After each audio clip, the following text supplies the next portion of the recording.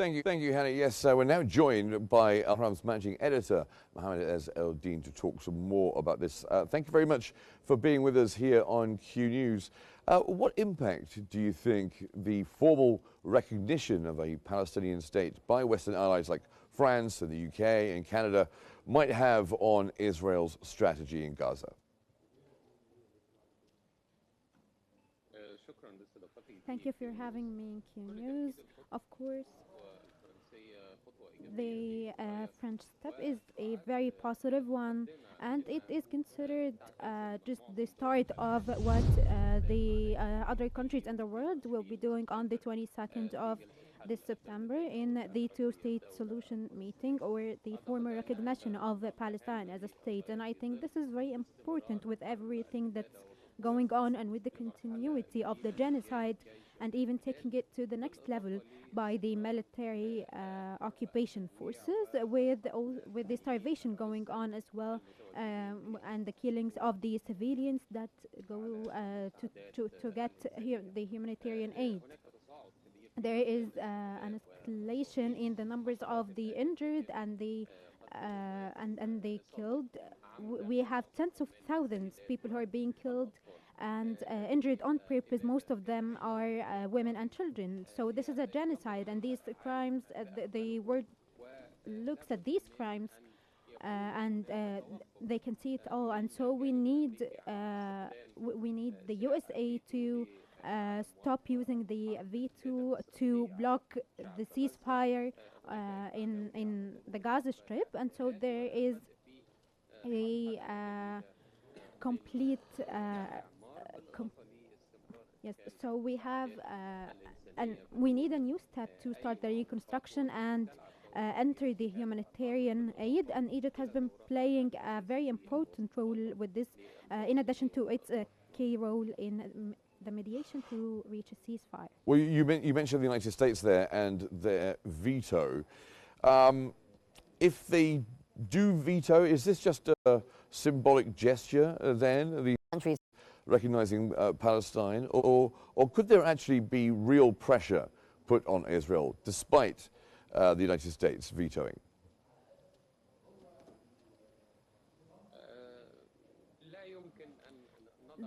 We can't stay negative. The USA can, without referring back to the UN or using the veto to block a ceasefire, Trump can make Netanyahu and his extremist government stop this and reach a ceasefire instead of more USA policies and support.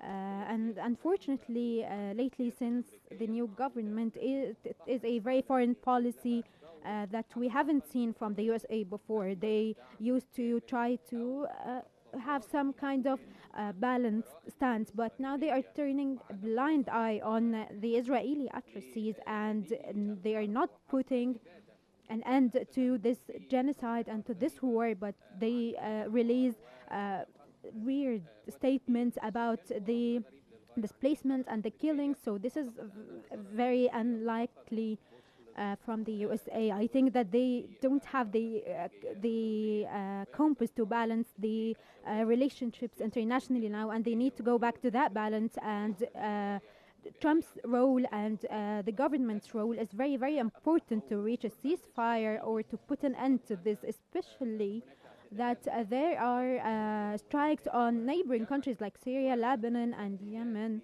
and even threats to other countries in addition to Qatar. And so I think that it will be hard to control this extremist government, and it could lead to more tension in the region, especially if they really took actual steps to displace the Palestinians or to strike the civilians in the neighboring countries, or reach their goal of a greater Israel delusion. And so I think that the USA should live up to its role, and that Trump should put pressure and put an end and have Israel put an end to this to the war in the Middle East.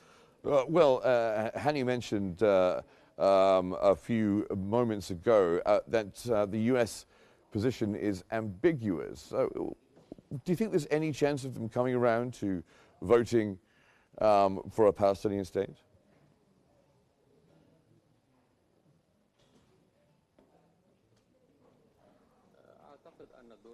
I think that the American role will be not taking part in not taking part in the meeting, and they will not vote. And I think that this is negative, not actually in favor of the Palestinians, just like other countries. And so I think there will be the most of the countries will agree, and that other countries will join, even that haven't rejected a two-state solution and recognizing Palestine as a state officially. And so I think that they will try to put obstacles to this. And what happened, what we saw before, like blocking some Palestinian leaders to reach the UN, I think this is how it's going to be in the meeting, and with the statements and everything that they said about not about the impossibility of recognizing Palestine without Israel's approval. Do you think, though, that this coordinated recognition on September the 22nd might start a road towards a two-state solution?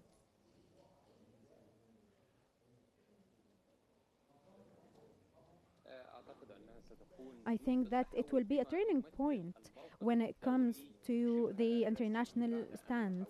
After the countries, each on their own, have expressed how important it is to recognize Palestine as a state and to stop the atrocities and the genocide and the starvation war that Israel is having on the Palestinian people in the Gaza Strip, and the provokes and having and going on with their settlements plans, and wanting to strike even neighboring countries, and to reach their objective of the delusion of Greater Israel. And so I think that Israel will find themselves alone in this, and even criticized and being condemned internationally from almost all the countries in the world. Even Israel's allies keep going down in numbers.